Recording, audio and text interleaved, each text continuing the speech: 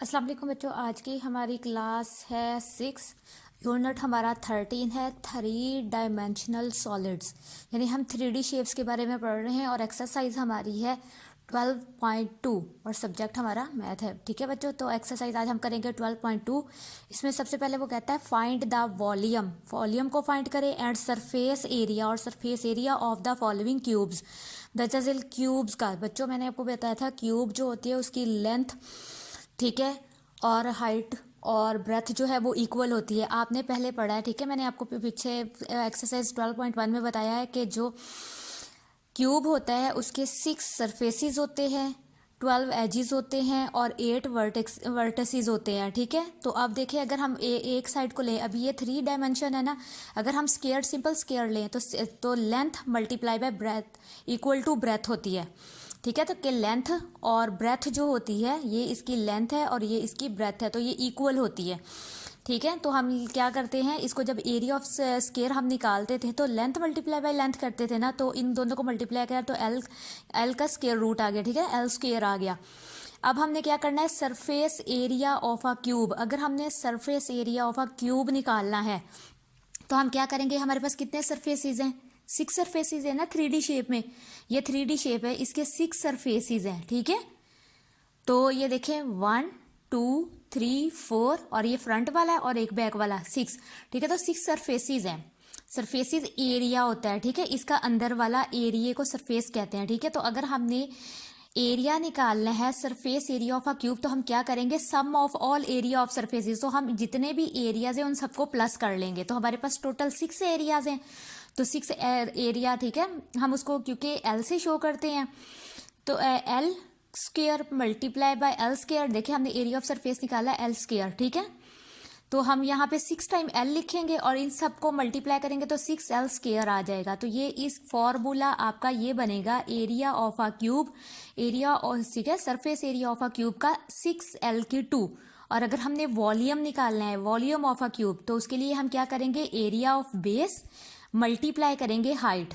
तो area of base बच्चों L multiply by L होता है और हाइट का भी हम एल, मतलब लेंथ, ब्रेथ और हाइट तीनों को मल्टीप्लाई करना होता है। इसको लेंथ से शो कर रहे हैं क्योंकि तीनों की लेंथ इक्वल होती है ना, इसलिए ये इक्वल इन लेंथ होते हैं, इसलिए हम लेंथ ही लिखते हैं कि L multiply by L multiply by L, तो 3L हो जाएगा। तो वॉल्यूम ऑफ अ क्यूब, अब ये देखिए बच्चों, मैंने आपको फॉर्मूला राइट कर दिए हैं सेपरेटली, ये आपको डिफाइन करके बताया गया कि किस तरह से हम ये फॉर्मूला बनाते हैं। ठीक है, तो अब हमारे पास है volume of a cube is equal to L3, ये फॉर्मूला हम पुट करेंगे जब हम वॉल्यूम को फाइंड करेंगे।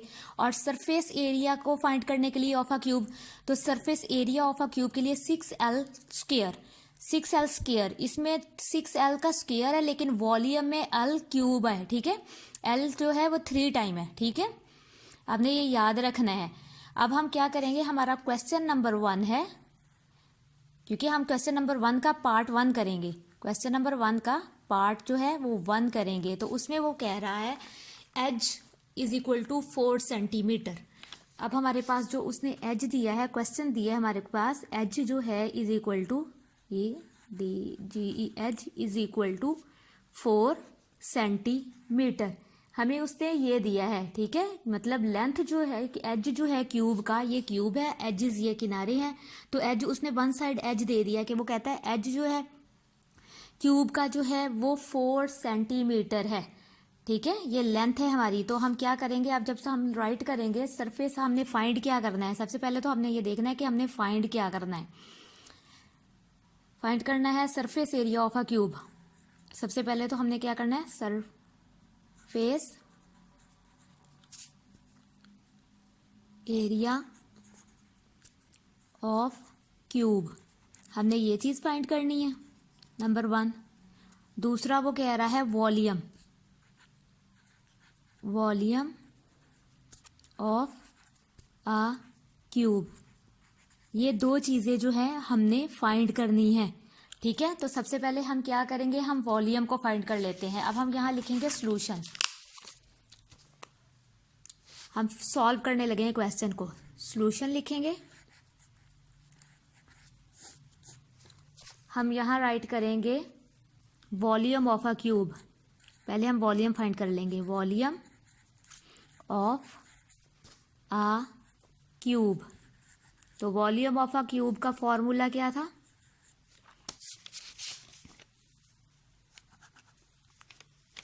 बच्चों volume of a cube is equal to L3, ये इसका फॉर्मूला है। अब इसको लगा के हम क्वेश्चन सॉल्व करेंगे। L3 तो हमारे पास जो एज दिया हुआ था वो 4 है, ठीक है, सेंटीमीटर, और इसकी पार हम लगा देंगे 3, क्यूब लगा देंगे, ठीक है, 3। अब हम क्या करेंगे, अब हमने क्या करना है, अब आपके पास देखिए ये 4 जो है 3 के साथ 3 टाइम मल्टीप्लाई करे होगा, ठीक है, और सेंटीमीटर। आप इसको रफ वर्क के तौर पर भी यहाँ कर सकते हैं, और अगर आपने इसको इधर करना है हम यहाँ पे रफ वर्क बना लेते हैं, ठीक है। ये हमारे क्वेश्चन का पार्ट है, यानी 4 सेंटीमीटर 3, तो 4 की पार 3 बना देते हैं और इसको सेपरेट कर लेते हैं सेंटीमीटर, तो सेंटीमीटर के साथ इसको मल्टीप्लाई कर देते हैं, इसके साथ भी 3 आ जाएगा, ठीक है, इस तरह से। अब हम क्या करेंगे, 4 को हम राइट करेंगे 3 टाइम, यहाँ पे 4 की पार 3 है ना, तो हम यहाँ क्या कर लेंगे, हम इधर भी कर सकते हैं 4 मल्टीप्लाई बाय 4 मल्टीप्लाई बाय 4, यानी हमने इसको ओपन कर लिया है।